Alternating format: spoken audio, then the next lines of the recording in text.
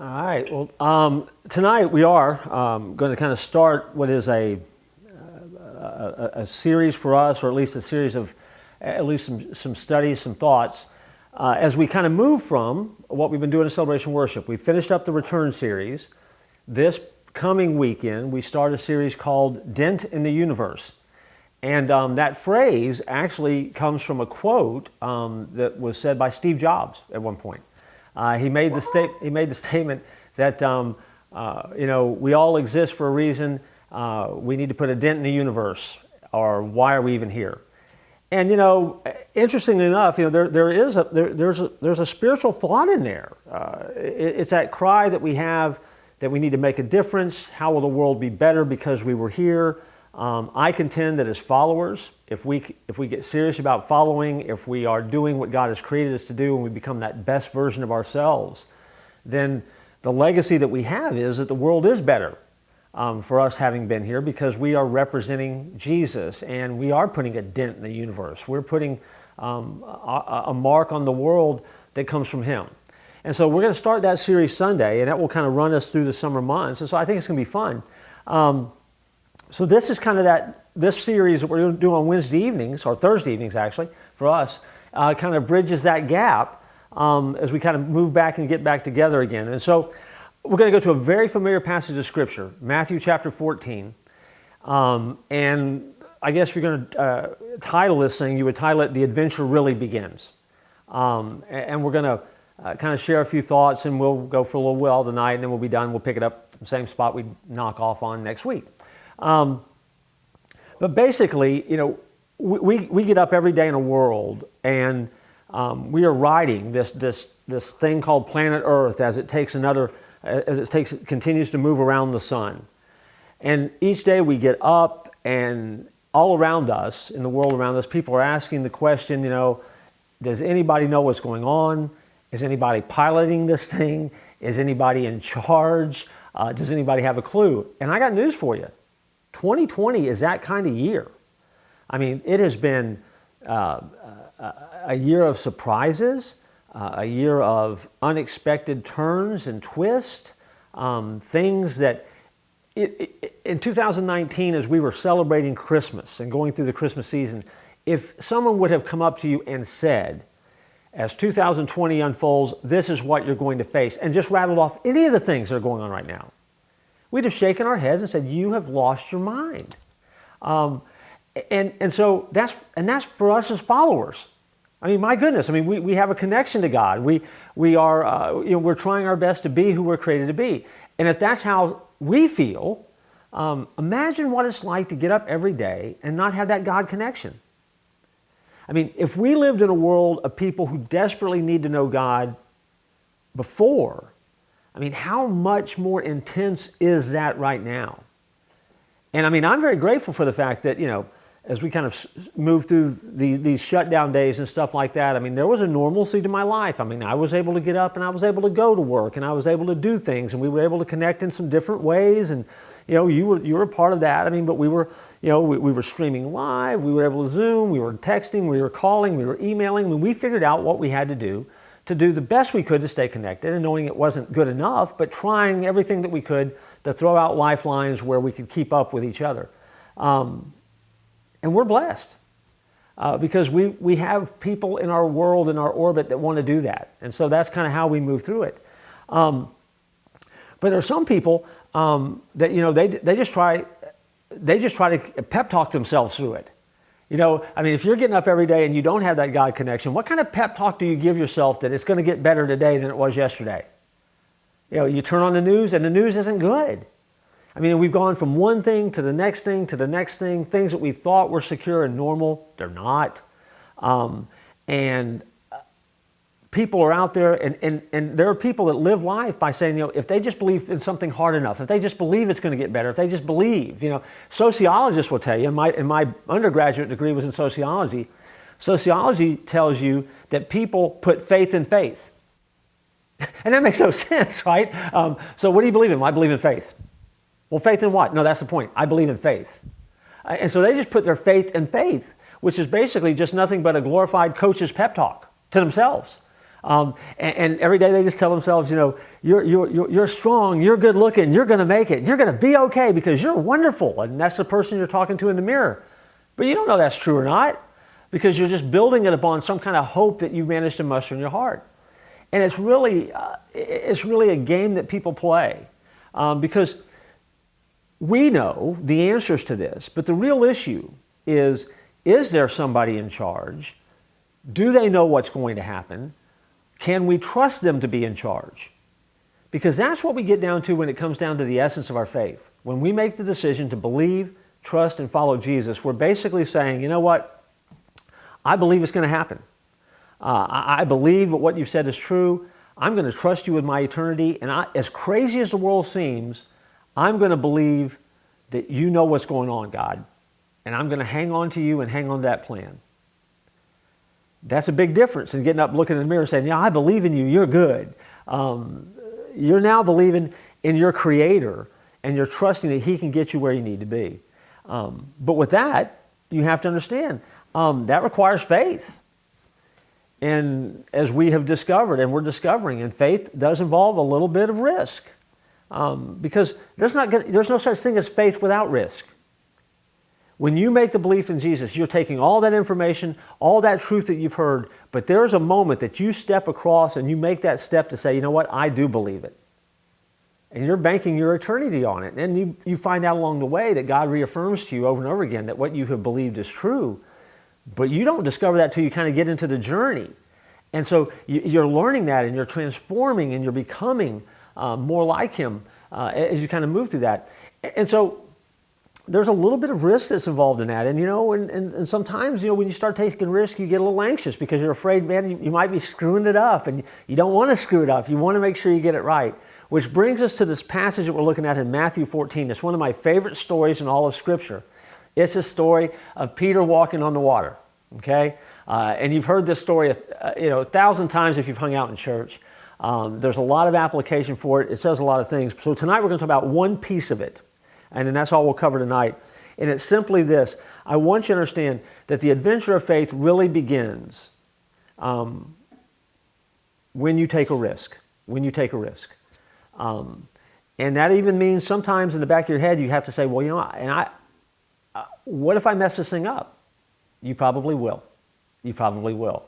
And as we discovered in the life of David, who we've just studied about on Sunday mornings, as we will discover in the days ahead, when you're trying to make a dent in the universe and do something right for God, you're going to make mistakes sometimes. And God does not call balls and strikes like an umpire. He's not going to give you 3 strikes and you're out.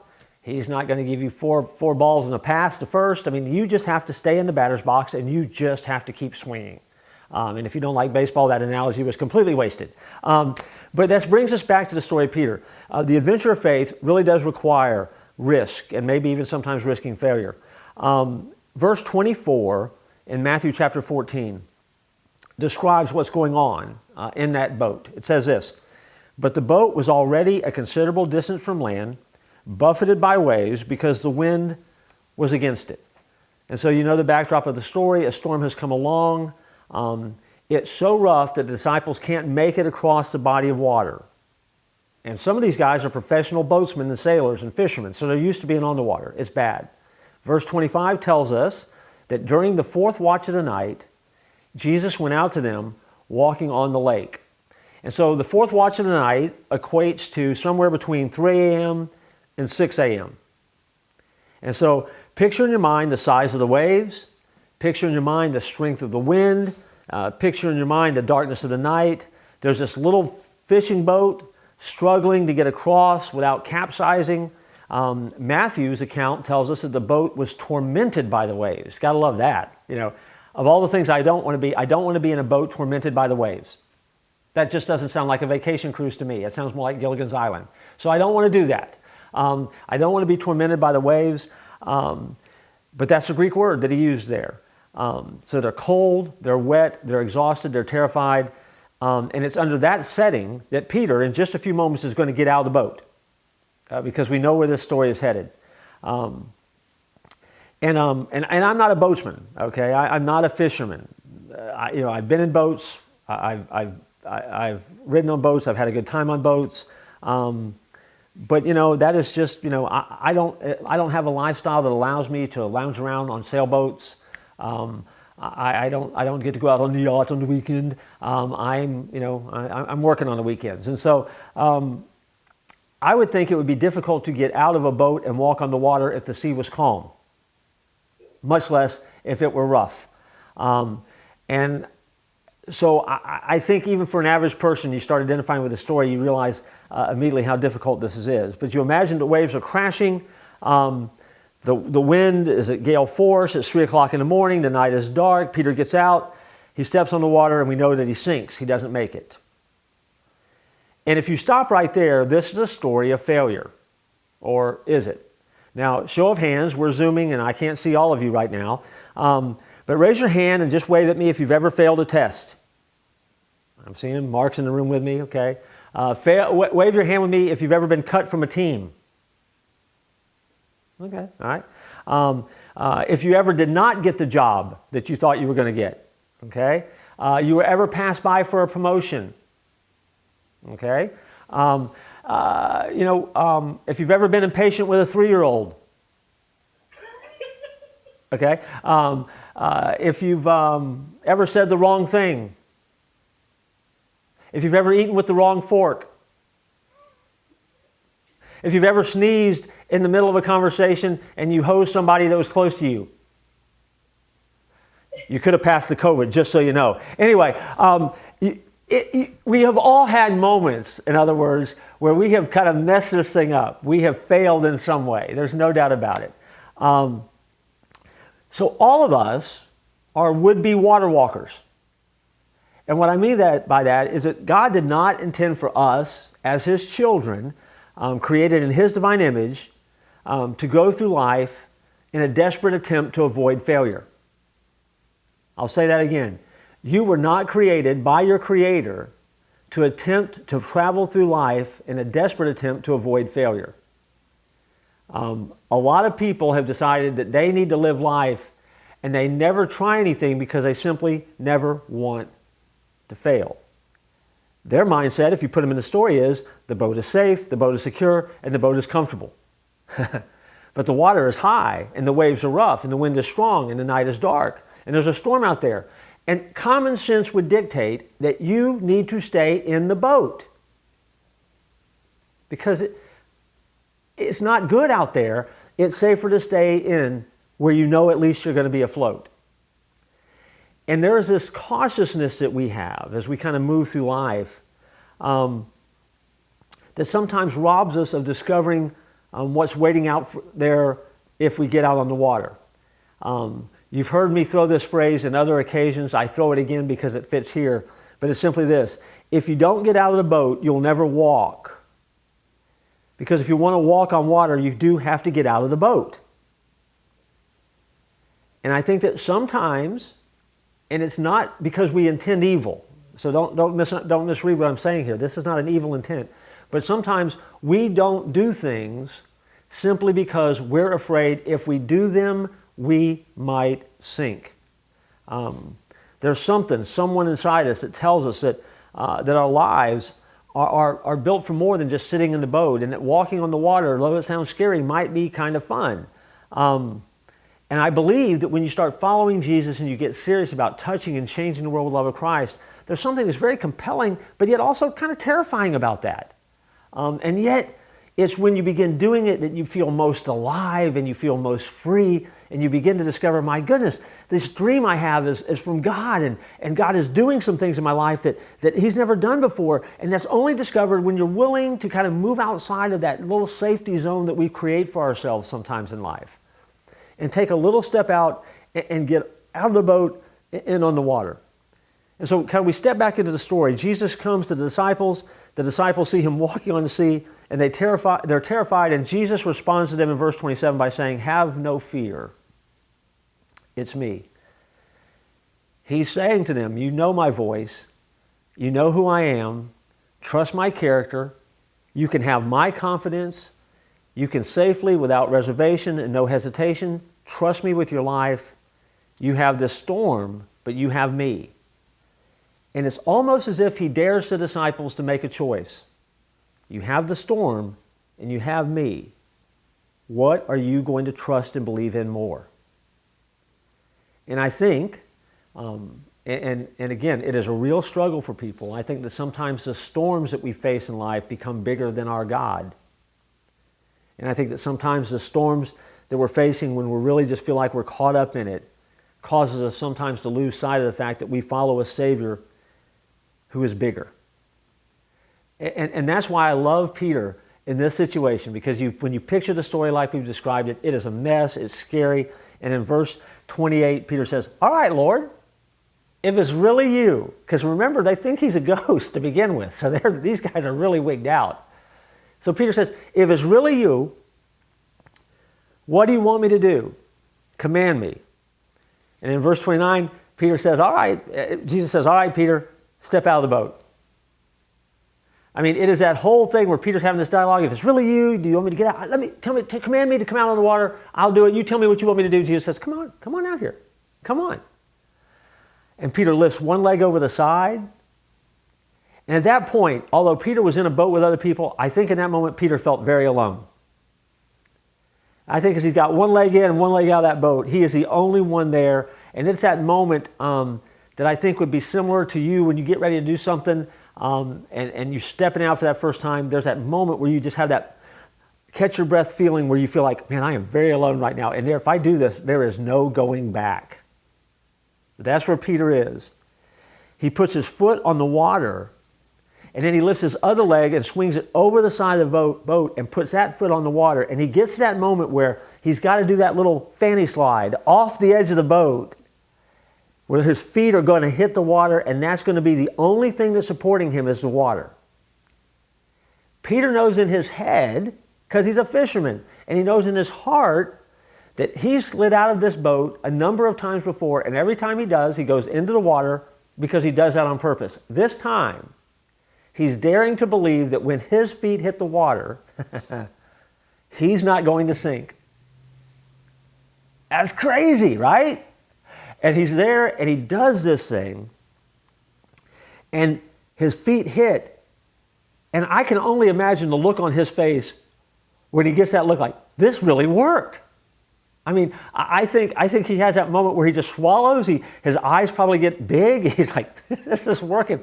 And he has that thought that runs through his head, I'm standing on top of the water. And then the story gets better because he takes a step toward Jesus. And he takes another step toward Jesus. And you realize what's going on in this passage, because we never think about this when we think about the passage. But for the first time in the history of the human race, an ordinary mortal man is walking on the water. It's not a magician's trick. You know, it's not Chris Angel doing it at a hotel in Vegas. I mean, this is Peter in the middle of a storm, standing on top of the water, walking out on the water toward Jesus, and it's really, really working. And then, all of a sudden, Peter realizes what he's doing. He sees the wave. He feels the sting of the water coming off of the wind, and his faith gives way, and fear wins, and he sinks. And so the question is, because it's an easy question to get to in the passage, did Peter fail? Because in some ways it looks like he did. I mean, he didn't do it. He didn't come through. But this text, I believe, and this is kind of where we've got to start landing this thing here. I believe this text radically redefines failure in the life of a follower. I'll say it again. This text radically redefines failure in the life of a follower. Because failure is not so much an event. It's the way that we interpret or judge an event.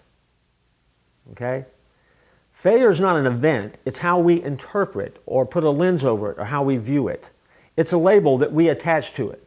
I mean, you know, we're living in a world right now that's anxiously waiting someone somewhere to step up and say, hey, I have a vaccine and I can get rid of the coronavirus.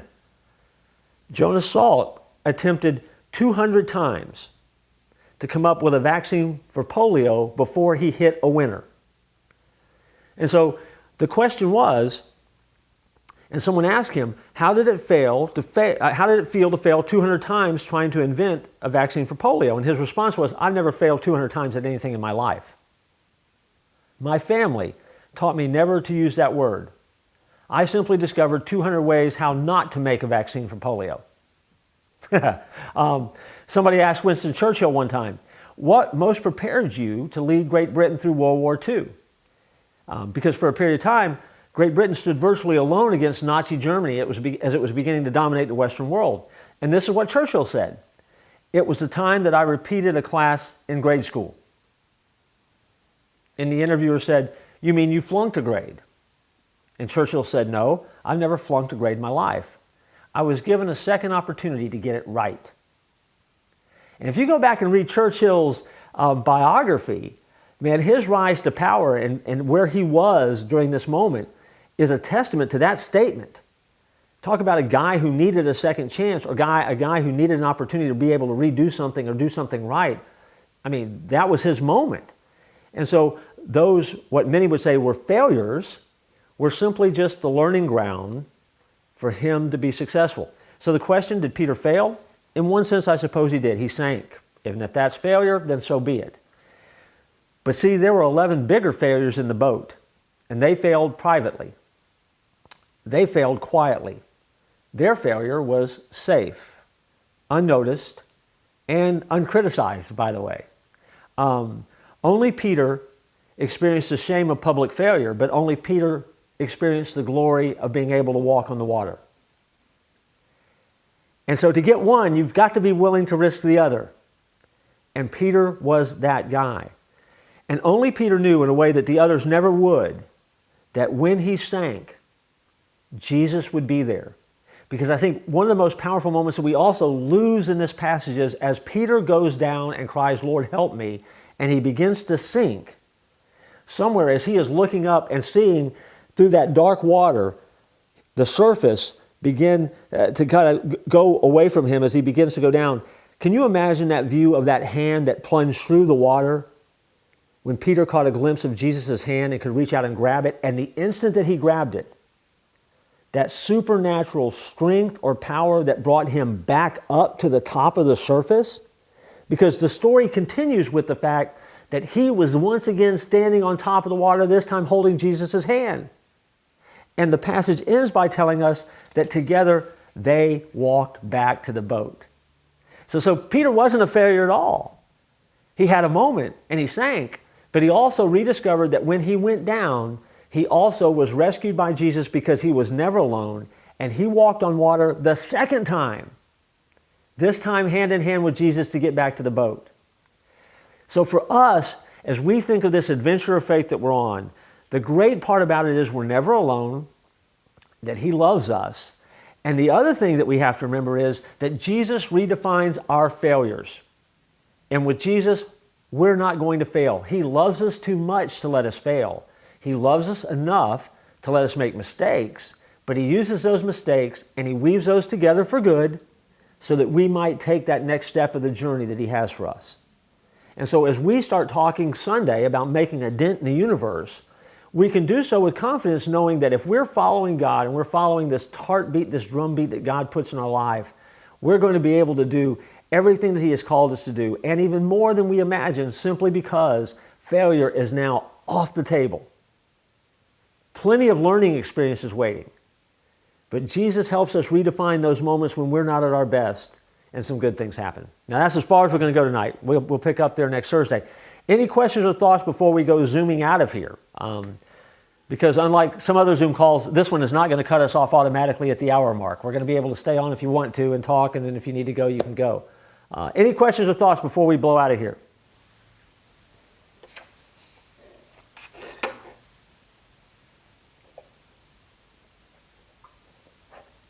Well, I love the fact you guys are so talkative. I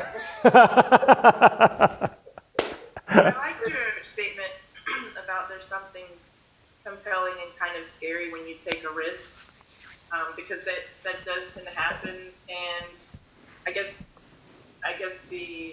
sometimes the challenge for me is, even while feeling both of those, is going forward to take the risk. Yeah. That's a challenge for me sometimes, and making sure I'm exercising the faith that I need to take that risk. Yeah. Because I do at times feel both of those things at the same time. But to hear you say that, I was like, oh my gosh, that makes sense. Sure. Good. Let me, because I mean, there's not a whole lot of us on here tonight, because again, I mean, because some people are calling me while we're meeting, they don't remember we're meeting. But one of the things that will happen, I mean, and any leader will tell you this, and again, so it's a small crowd, I can admit this, folks, but people who are strong leaders and people who are great leaders, if you can sit down and really kind of talk to them, they will openly and honestly tell you that there are a lot of moments that they are confident and at the same time scared to death because they're doing some things that they really don't know what to do. And it's really kind of funny because, some of the greatest leaders I know, I mean, they're flying by the seat of their pants most of the time. However, they're able to do that because they have developed in their life a set of leadership skills. They're able to process things. They have those support groups around them. And they also are following Jesus. And there's a confidence that comes with that carries them on. And the great news is, if you're following that kind of leader, you have a hard time telling when they're flying by the seat of their pants and when they're not. I mean, and it really is true. I mean, because they're able to do it in style, and that instills confidence in you as a follower as you're looking toward a leader. But then that leader, each step that he takes on the water or wherever they happen to be, as they begin to move, they begin to kind of feel their stride and they find that rhythm and they make it up. I mean, they kind of just get there. And I've told you before, it's easier to turn a moving car than it is a car just sitting in the parking lot. If you ever try to turn a wheel on one, motion and the call of Christ is forward. And I mean, and if you're leading and moving forward, there's a real good chance that even if you misstep a little bit, you can make that course correction pretty easily and get where you need to be. But it doesn't mean it's not scary. I think scary is part of it. What is the great Tom Hanks quote from A League of Their Own? There's no crying in baseball. It's supposed to be hard. It is. I mean, that's what makes it great, right? And I mean, that's what makes this thing fun. The difficulty in discovering that God is with you in the midst of whatever you're trying to do. Because if you can do it without Him, do it without Him. I think God calls us to do stuff with Him that we couldn't do without Him. And that's why I get excited about those big dreams and those big visions and those chasing those big things out there. Because when you arrive and it really comes together that it was not you at all, it was God. That's the kind of stuff that makes me excited as a leader. And that's why I love the fact that Jesus redefines failure for us and kind of takes it off the plate. Yeah. I mean, it all, like right now for me, the reality of like, I'm not going to work. But then two, thinking about all the things that He has in store for me and the things He's had me to do and the things that I didn't think about, the people, at the moment, how many people I helped along the way, but also God helped me a lot along the way with the different things that are going on. And right now, it's a risk, new adventure, new challenges. Yeah. And knowing that, hey, like you just said, God has always been there. He's still there. He's allowing you to move forward and do something new. Just don't know what as of yet, but He has a plan. So being faithful enough to trust that He's going to lead the way. And I just keep making steps forward day by day. Yeah. So, it's getting to be it's really sunk in the other day when I woke up and I'm like, I'm not at work yet. Yeah. Leroy told me just so you know, the same thought hit him. Hey, she's not at work yet. What's going on? That's a whole different kind of thing. So, yeah. No, he realized how heavy that the other night when I started demolishing the floor in the kitchen. Yeah. Gail, you really need a job, doesn't she, Leroy? Amen. All right. So, anything else? I love the mental picture of Jesus reaching His hand into the water to pick Peter up. Yeah. But before that, I love what I know is divine anticipation, where Jesus is going. He's going to look away. He's gonna go away. Because oftentimes we actually act as though God is somehow surprised by the circumstance we find ourselves in. Yeah. And Jesus He's going to go in. I'm going to lift Him out. We're going to move on with our day. That's a beautiful picture for me. Well, isn't it true in our honest moments? We don't have to be honest on Zoom, of course, but if in our honest moments that we get in our head sometimes, God is really going to be impressed about how well I'm going to do this, while God is thinking, oh my gosh, I'm now laughing out loud because they're going to mess up so bad, and I'm going to have to rescue them again. I mean, there's something that's just so amazing about that. I agree. I mean, that's cool. That's a cool part of the story. So, yeah, one of the things that I was taught in management is they tell you that when you get ready to make a tough decision, think real quickly about what's the worst thing that can happen. But the question should be, what's the worst thing that happened that God can't get me through? Yeah. That's really the real question. Not you relying on what you can do, but more about relying on knowing and trusting with God. Yeah. Yeah, I mean, and that's that moment. Is God bigger than your storm, or is the storm bigger than God, right? Oh, yeah. True. That's true. Good point. Anything else? So, Leanne, you see Jeff all the time. Is he flying by the seat of his pants, or does he know? Every Sunday. Sometimes people wonder, where I am just before worship starts. I'm finishing the sermon. I mean, come on. I'm just finishing the thing up. So, yeah. If you could, he makes it look like he's reading notes. Those are blank pages up there. Yes, divine inspiration. I need it. Yeah, exactly.